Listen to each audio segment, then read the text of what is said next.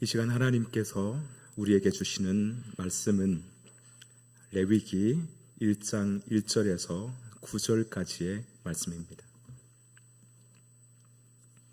구약 성경 레위기 1장 1절에서 9절까지의 말씀입니다. 하나님의 말씀을 한 절씩 교독하도록 하겠습니다. 여호와께서 회막에서 모세를 부르시고 그에게 말씀하여 이르시되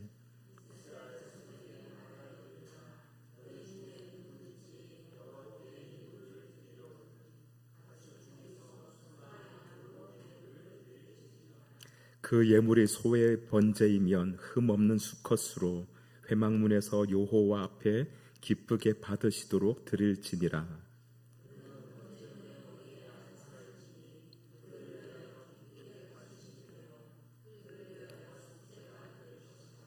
그는 여호와 앞에서 그 수송아지를 잡을 것이요 아론의 자손 제사장들은 그 피를 가져다가 회막문 앞 제단 사방에 뿌릴 것이며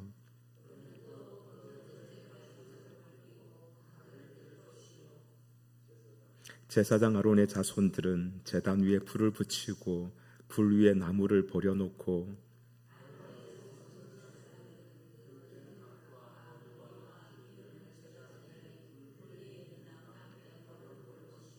함께 읽겠습니다. 그 내장과 정강이를 물로 씻을 것이요 제사장은 그 전부를 제단 위에서 불살라 번제를 드릴지니 이는 화제라 여호와께 향기로운 냄새니라. 이는 하나님의 말씀입니다. 아멘. 할렐루야.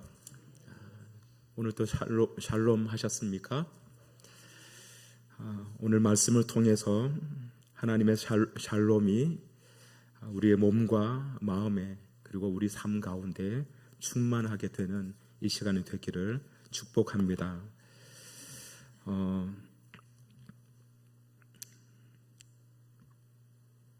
제가 잘못 터치를 해가지고 네. 오늘은 가스펠 프로젝트 제2권 10번째 과를 함께 살펴볼 텐데요. 제목은 속죄 제물이라고 되어 있습니다. 그런데 내용은 이스라엘 5대 제사 중에 3가지 제사, 즉 번제와 소제 그리고 화목제에 관한 내용으로 되어 있습니다. 제가 이 책을 2번 정도 읽었습니다. 그리고 주보에다가 찬송가도 내고 제목도 내고 그렇게 하고 설교 준비를 하는데 아무래도 이 책이 얘기하는 거하고 제가 고민하고 묵상하고 공부한 거하고는 잘 연결이 안 되더라고요. 그래서 신학적 주제는 빼고 그냥 본문을 중심으로 그렇게 여러분과 함께 말씀을 나누도록 하겠습니다. 먼저 오늘 본문 레위기 1장 1절을 보도록 하겠습니다. 이렇게 말씀합니다. 여호와께서 회막에서 모세를 부르시고 그에게 말씀하여 이르시되 라고 되어 있습니다. 여호와께서 회막에서 모세를 부르시고 그에게 말씀하여 이르시되 하나님께서 회막에서 모세를 부르시는 장면입니다. 히브리어 원문은 와이크라라고 하는 단어로 시작하고 있는데요. 그 뜻은 그리고 그가 부르셨다입니다. 하나님께서 부르셨다는 건데 첫 단어는 그리고로 시작합니다. 그 말은 앞의 내용과 연결되어 있다는 것이죠. 그 내용이 무엇입니까? 성막에 가득한 하나님의 영광입니다. 이스라엘 백성들이 출애굽한 지 2년째 되던 해 그달 초하루에 성막을 세우게 됩니다. 그동안 각각 만든 성막의 부분들을 서로 연결합니다. 그리고 성막의 기구들을 정해진 자리에 배치하죠. 그렇게 해서 성막을 완성하게 되는데 그 과정에 매 단계마다 언급하는 내용이 있습니다. 여호와께서 모세에게 명령하신 대로 되니라. 무려 7번이나 반복하고 있습니다. 성막을 다 세우고 난 뒤에 여호와께서 모세에게 명령하신 대로 되니라 라고 말해도 될 텐데 성경은 매 단계마다 그 말을 반복하고 있습니다. 여호와께서 모세에게 명령하신 대로 되니라. 이는 성막이 사람의 생각이나 방법이 아닌 오직 하나님의 계획에 따라 준비되었고 하나님의 의도에 따라 만들어졌으며 하나님의 말씀에 따라 세워졌다는 것을 강조하는 그런 표현입니다. 그렇게 성막은 하나님의 역사로 완성되게 되었습니다. 그러자 아주 놀랍고 장엄한 광경이 펼쳐집니다. 바로 하나님의 영광이 성막에 충만하게 임하는 장면입니다. 출애굽기 마지막 부분 40장 34절에서 35절의 말씀입니다. 우리 함께 읽도록 하겠습니다. 구름에 회막이 덮이고 여호와의 영광이 성막에 충만하며 모세가 회막에 들어갈 수 없었으니 이는 구름이 회막 위에 덮이고 여호와의 영광이 성막에 충만함이었으며. 아멘. 구름이 회막에 덮이고 라고 말씀하면서 여호와의 영광이 성막에 충만했다 이렇게 말씀하고 있습니다. 이 말은 하나님께서 성막에 임재하셨음을 의미하는 것입니다. 저는 이 장면을 볼 때마다 상상하는 것이 있습니다. 하나님의 영광으로 가득 채워진 우리 교회의 모습입니다. 예배당에 들어가는 순간 하나님의 임재가 느껴지고 하나님의 영광과 거룩하심에 압도되어서 정말 두렵고 떨리는 마음으로 하나님 앞에 엎드리게 되는, 그래서 높으신 하나님께 온 마음과 온 뜻을 다하여 힘있게 예배하고 그리고 찬송과 기도로 하나님의 이름을 높여드리는 그 모습 말입니다. 뿐만이 아닙니다. 하나님의 영광이 우리를 덮어서 우리의 상한 마음과 심령이 회복되고 죄로 무뎌진 양심이 깨어나고 세상 속에서 지치고 흔들렸던 믿음이 다시 새로워지고 굳건해지는 그 모습 말이죠. 사랑하는 여러분, 우리 신길동 교회가 바로 그런 교회가 되기를 바랍니다. 성막에 충만했던 하나님의 영광이 우리 교회에도 날마다 충만하여서 우리가 예배할 때마다 하나님의 영화로움을 맛보게 되고 우리의 심령은 하나님 경외로 가득 차게 되며 온전한 믿음과 자유로 회복하게 되는 그런 은혜가 우리 가운데 있기를 소망합니다.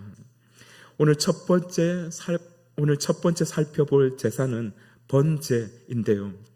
제물 전체를 불살라 드리는 제사를 번제라고 합니다. 그래서 번제라고 할 때 이 번자는 불사를 번입니다. 이는 자신을 하나님께 온전히 바친다는 의미를 담고 있습니다. 그런데 히브리어 단어를 보면 또 다른 강조점이 있습니다. 히브리어는 올라라고 되어 있는데 이는 위로 올라간다 하는 뜻입니다. 그러니까 번제는 희생제물 전부를 불로 태워서 그 향기가 하나님께로 올라가는 것을 의미하는 제사입니다. 그러면 번제는 어떻게 드려야 할까요? 먼저 자원하는 사람은 누구나 드릴 수 있습니다. 2절 말씀입니다. 이렇게 되어 있습니다. 이스라엘 자손에게 말하여 이르라. 너희 중에 누구든지 여호와께 예물을 드리려거든 가축 중에서 소나 양으로 예물을 드릴지니라. 너희 중에 누구든지 여호와께 예물을 드리려거든 이라고 되어 있습니다. 누구든지라고 말씀하고 있습니다. 하나님께 헌신하고자 하는 사람은 누구든지 다 드릴 수 있다는 것입니다. 어떠한 제한이나 차별이 없습니다. 심지어 이방인들까지도 하나님 앞에 제물을 바칠 수 있는 것이 번제입니다. 이는 오늘 우리 중에 누구도 하나님께 헌신하고자 하는 사람은 제한해서는 안 된다 하는 뜻이 담겨져 있습니다. 또 중요한 뜻이 있습니다. 누구든지 여호와께 예물을 드리려거든 그 다음에 뭐라고 말씀하고 있습니까? 가축 중에서 소나 양으로 예물을 드릴지니라 라고 되어 있습니다. 가축 중에서라고 하는 이 말이 아주 중요합니다. 이 점은 두 가지 면에서 중요한 의미가 있는데요. 하나는 들짐승이 아니라 집에서 기르는 가축이면 된다고 하는 그런 말씀입니다. 다시 말씀드리면 하나님 앞에 바쳐야 할 제물은 아주 특별한 것이 아니라 일상 가운데 우리가 가지고 있는 것으로 드리면 된다고 하는 그 말씀입니다. 만약에 들짐승을 사냥해서 제물을 바쳐라 그렇게 말씀했다고 하면 한번 생각해 보십시오. 에서 같은 사람이면 쉽게 제물을 구할 수 있을 것입니다. 하지만 야곱과 같은 사람은 하나님께 헌신의 제물을 드리고 싶어도 쉽지 않았을 것입니다. 그렇게 되면 포기하게 되겠죠.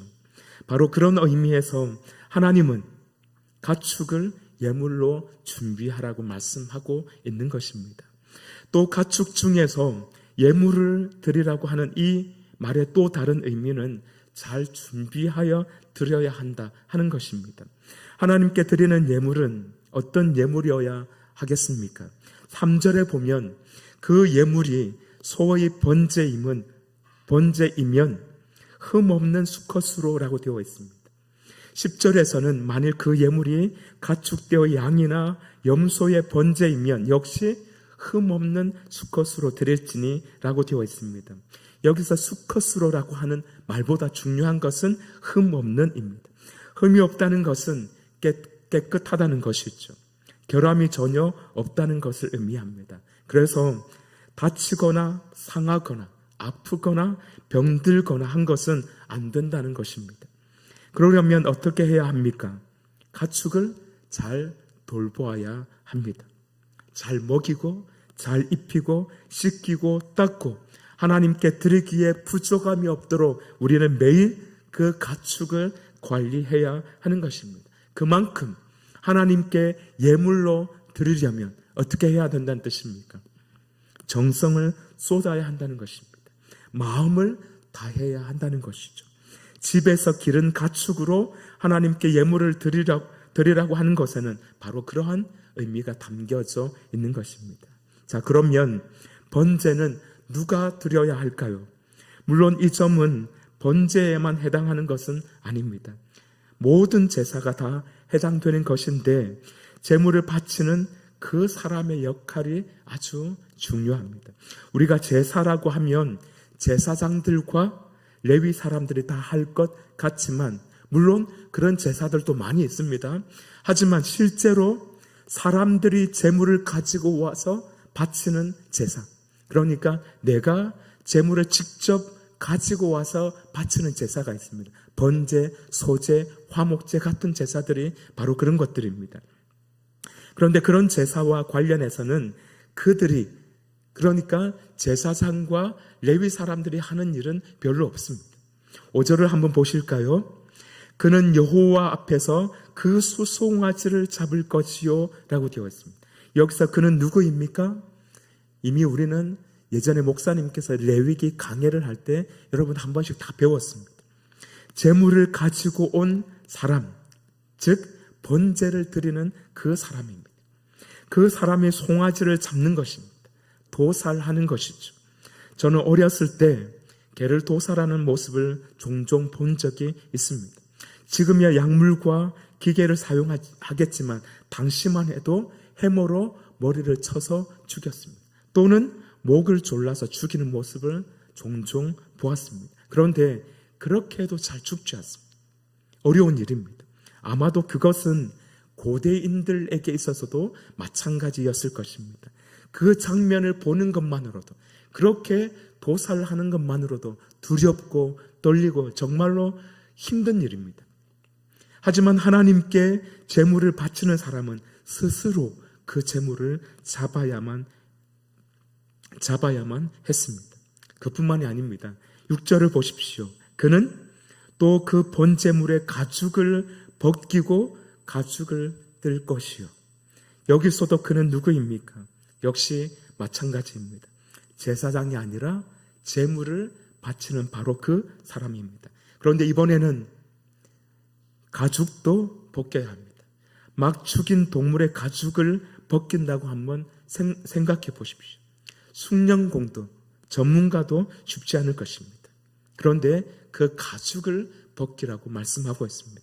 그 다음에는 각도 떠야 합니다. 무슨 말입니까? 조각을 낸다는 것입니다.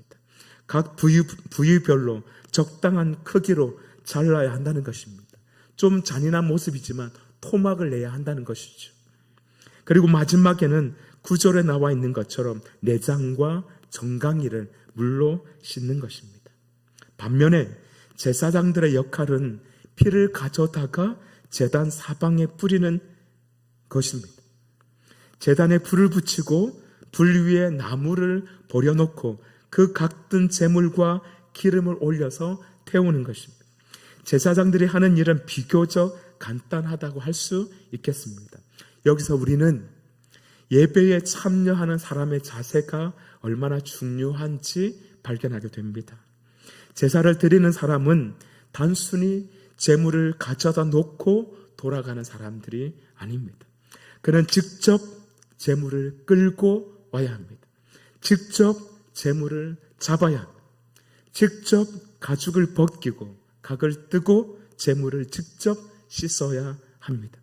다시 말해서 제사는 제사장만의 일이 아니라 하나님 앞에 나아온 예배자 자신의 일이어야 한다는 것입니다. 하나님께 나아가는 일은 누군가 대신할 수 있는 일이 아닌 것이죠. 예배도 기도도 회개도 헌신도 결국은 다 내가 해야 하는 것입니다. 그러므로 우리는 예배의 관찰자가 되어서는 안 됩니다. 예배의 구경꾼이 되어서도 안 됩니다. 영과 진리로 예배를 드리는 사람이 되어야 하는 것입니다. 그 점을 잘 보여주는 제사 행위가 있습니다. 바로 4절 말씀입니다. 그는 번제물의 머리에 안수할지니 그를 위하여 기쁘게 받으심이 되어 그를 위하여 속죄가 될 것이라. 그는 번제물의 머리에 안수하라 라고 말씀합니다. 이 안수 행위는 두 가지 의미가 있습니다. 하나는 자신과 제물을 동일시하는 것입니다. 안수한다고 하는 이 말의 의미는 단순히 손을 머리에 얹는 것을 의미하지 않습니다. 힘을 주어서 아주 강하게 누르는 것을 의미합니다. 그렇게 함으로써 예배자는 자신과 제물을 동일시하게 되는 것입니다. 안수의 또 다른 의미는 죄의 전가입니다. 안수함으로써 예배자의 허물을 그 제물로 옮겨가게 하는 것입니다. 그렇게 함으로써 제물의 번제를 통해 자신의 죄가 속죄함을 받게 되는 것입니다. 그리고 그 속죄함을 통해서 하나님께 온전히 자신을 불살라 올려드리는 그런 헌신의 예배를 드리게 되는 것이죠. 여기서 우리는 예배의 의미를 좀 더 깊이 깨달을 수 있습니다. 예배란 하나님께 자신을 드리는 행위라는 것입니다. 예배는 단순히 제물을 바치는 것이 아닙니다. 찬양 몇 곡 부르고 기도하고 헌금하는 정도의 그런 것이 아니라는 것입니다. 번제물의 머리에 안수하면서 자신을 하나님께 바칠 준비를 합니다. 제물을 잡고 가죽을 벗기고 각을 뜨는 그 행위를 통해서 자신을 죽이는 것이고 자신의 허물을 벗기는 것이고 자신의 몸을 조각내는 것입니다. 그렇게 해서 온전히 제물이 되어 하나님께 태워드리는 것이죠. 그리할 때 하나님께 향기로운 냄새가 되어 올라가게 되는 것입니다. 오늘 우리는 더 이상 짐승을 잡아 예배를 드리지 않습니다. 왜냐하면 예수 그리스도께서 단번에 영원한 제물이 되셨기 때문입니다. 그러나 하나님께서 우리에게 원하시는 마음은 여전히 같습니다. 형식적으로 예배에 참석하는 것이 아니라 온 마음과 정성을 다하여 하나님께 나아가는 것입니다. 그래서 로마서 12장 1절은 이렇게 말씀합니다. 너무도 우리가 잘 알고 있는 말씀이죠. 그러므로 형제들아 내가 하나님의 모든 자비하심으로 너희를 권하노니 너희 몸을 하나님이 기뻐하시는 거룩한 산제물로 드리라. 이는 너희가 드릴 영적 예배니라.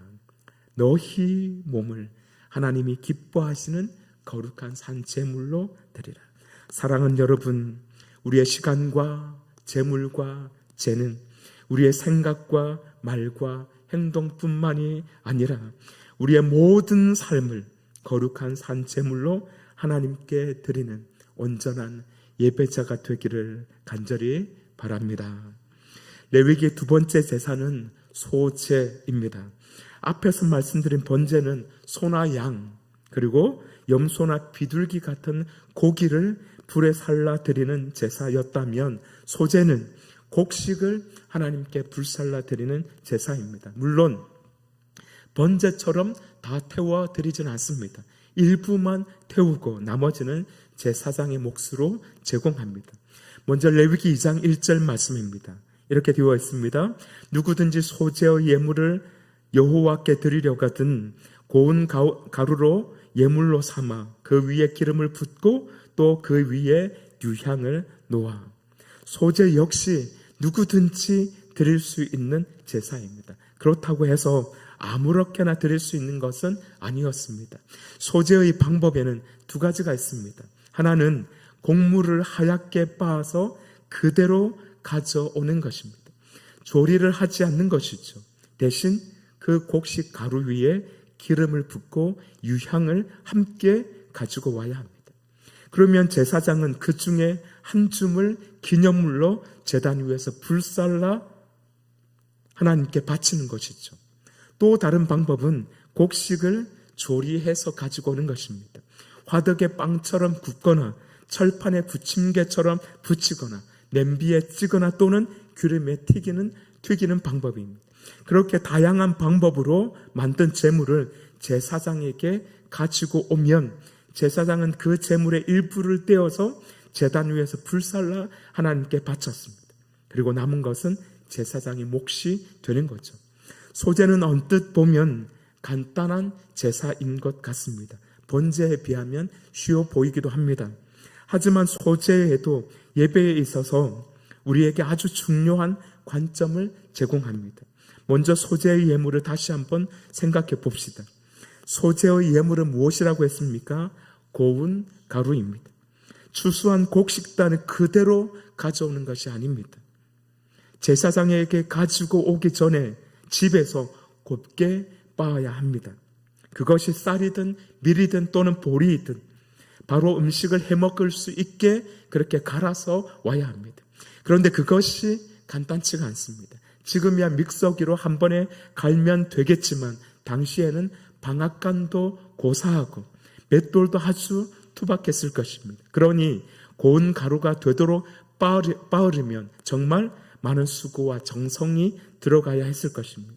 식구들이 돌아가면서 절구질도 하고 잡티도 골라내고 나달도 걸러내고 돌멩이도 찾아내고 그렇게 해서 하나님께 정말 깨끗하고 고운 가루를 제물로 들고 와야 하는 것이죠. 무슨 의미입니까? 하나님께 단순히 곡식 몇 줌을 드리는 것이 아니라는 것입니다. 그 안에는 예배자의 시간과 수고와 정성이 담겨 있습니다. 밭을 갈고 씨를 뿌리고 잡초를 뽑고 추수하고 다시 곡식을 빻아 고운 가루로 만들기까지 수고와 땀과 노력이 그 제물 속에 담겨 있는 것이죠. 뿐만이 아닙니다. 소제에는 하나님께서 베풀어 주신 은혜와 사랑에 대한 고백도 담겨 있습니다. 무슨 말인가 하면요, 곡식을 재배할 때 농부의 힘만으로는 되지 않지 않습니까? 곡식을 재배할 때는 햇빛도 있어야 됩니다. 바람과 비가 있어야 하고 이슬과 곤충과 땅속 벌레도 있어야 합니다. 그 모든 것이 있어야 곡식은 제대로 자랄 수 있는 것이죠. 그래서 소제에는 감사와 기쁨, 소제는 하나님께 대한 감사와 기쁨이 담겨 있는 제사인 것입니다.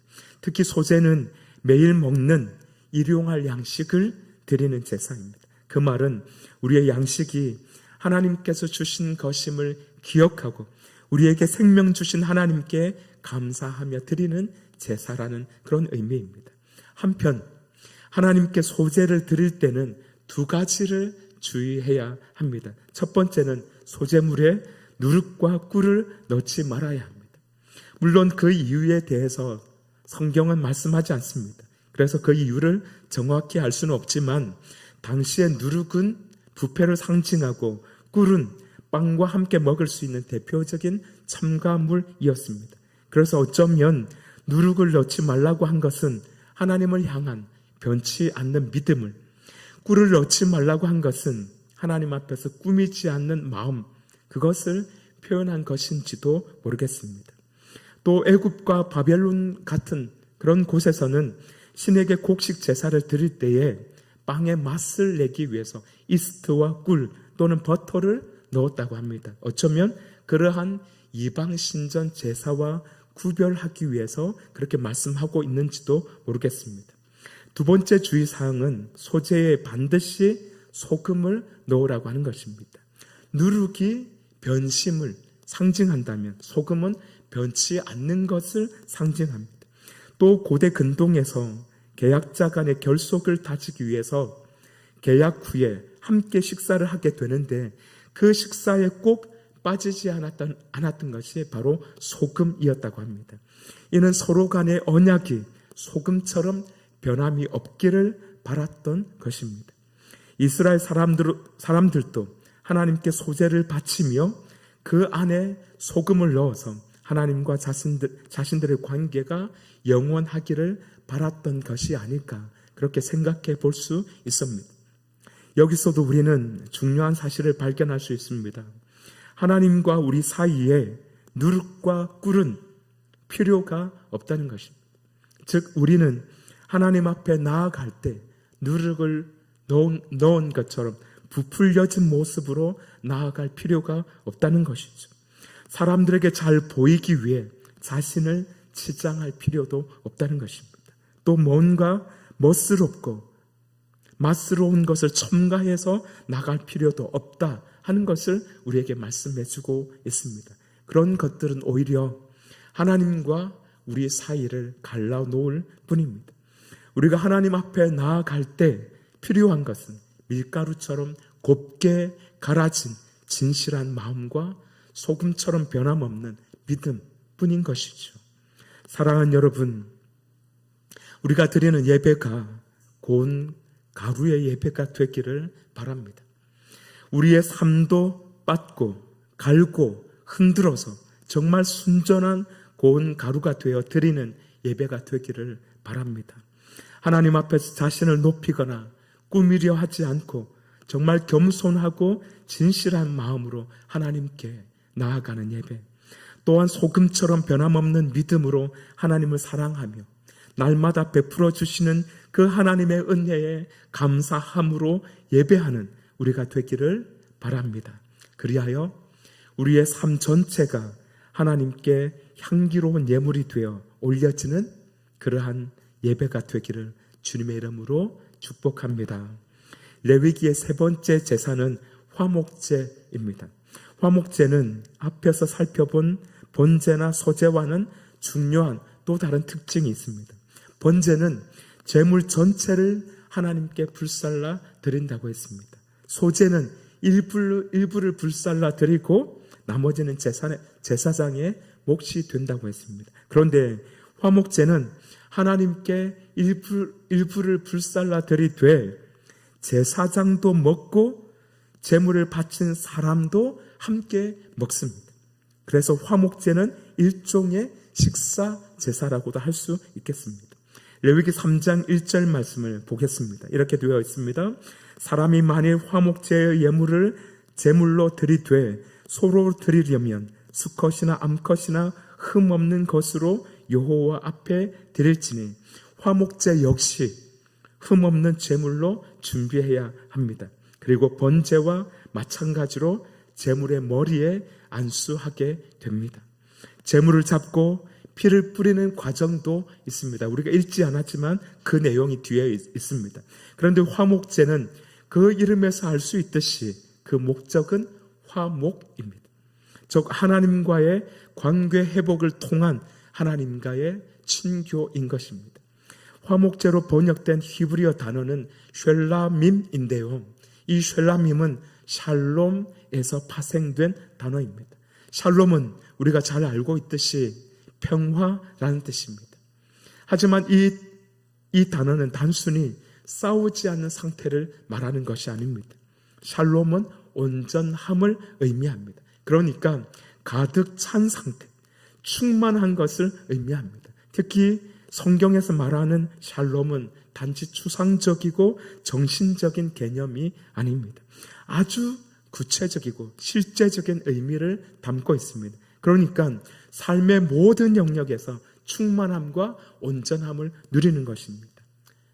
말하자면 육체적인 건강, 정신적인 안정, 관계의 평화, 물질의 번영, 육신의 복지, 그리고 나라의 평안, 인간 삶의 모든 영역에서 이렇게 완전함과 충만함을 누리는 것, 그게 바로 샬롬입니다. 그런데 이 샬롬은 어디에서 옵니까? 하나님께로부터 오는 것입니다. 하나님께서 주시는 것입니다. 사람은 충만함을 만들어내지 못합니다. 세상의 물질은 우리를 가득 채우지 못합니다. 그것은 소금과 같습니다. 먹으면 먹을수록 갈증만 더하게 할 뿐입니다. 샬롬은 오직 하늘에서만 주어지는 것입니다. 화목제는 바로 그 점을 우리에게 알려줍니다. 참된 샬롬은 하나님과의 관계가 회복될 때 비로소 시작된다는 것입니다. 화목제는 바로 그 관계를 회복하기 위해서 드리는 제사입니다. 하나님의 관점에서 보면 관계 회복을 위한 하나님의 초대인 것입니다. 그래서 화목제는 다른 제사와 달리 함께 먹는 제사입니다. 하나님께 제물의 가장 좋은 부분, 기름을 드리는 건데요. 그 좋은 부분을 드리고 제사장은 물론이고 제사를 드린 사람과 함께 그 고기를 나누어 먹습니다. 이는 단순히 음식을 나누어 먹는 행위가 아닙니다. 하나님께서 죄인을 자신의 식탁으로 초대하는 것을 의미합니다. 그리고 그 식탁 교제를 통해서 이웃과의 관계를 회복시키고 아름다운 공동체를 만들어가는 그 의미가 바로 이 화목제에 담겨있는 의미입니다. 사랑하는 여러분, 오늘 우리는 번제와 소제와 화목제를 살펴보았습니다. 번제는 하나님께 자신을 온전히 드리는 예배를 가르쳐주고, 소제는 감사와 정성으로 드리는 예배를, 그리고 화목제는 하나님과의 친밀한 교제와 그를 통한 샬롬을 가르쳐줍니다. 그리고 이 모든 제사는 결국 예수 그리스도를 가리킵니다. 예수님께서 우리를 위한 완전한 제물이 되심으로 우리는 하나님께 나아갈 수 있게 되었습니다. 하나님께 감사할 수 있게 되었습니다. 하나님과 화목하게 되었습니다. 그러므로 우리는 하나님께 자신을 드리고 감사함으로 예배하며 하나님과 동행하는 삶을 살아갈 수 있게 되는 것이죠. 사랑하는 여러분, 우리에게 그런 믿음의 은혜가 있기를 소원합니다. 그리하여서 하나님은 영광을 받으시고 우리는 하나님 안에서 참된 샬롬을 누리는 복된 그런 삶이 되기를 주님의 이름으로 축복합니다. 기도하겠습니다. 하나님 아버지, 감사합니다. 오늘 번제와 소제와 화목제를 통해 하나님께서 기뻐하시는 예배가 무엇인지 배우게 되었습니다. 번제처럼 우리 삶을 하나님께 온전히 드리게 하여 주옵소서. 소제처럼 감사와 정성으로 하나님을 섬기게 하시며 화목제처럼 하나님과 깊은 교제를 누리게 하여 주옵소서. 우리의 예배가 형식에 머물지 않게 하시고 우리의 삶이 하나님께 향기로운 제물이 되게 하여 주옵소서.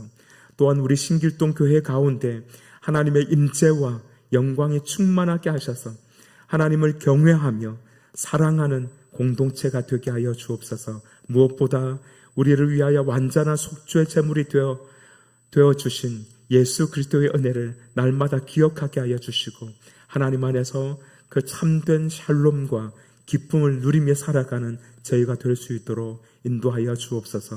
예수님의 이름으로 기도드립니다. 아멘. 우리 찬송가 211장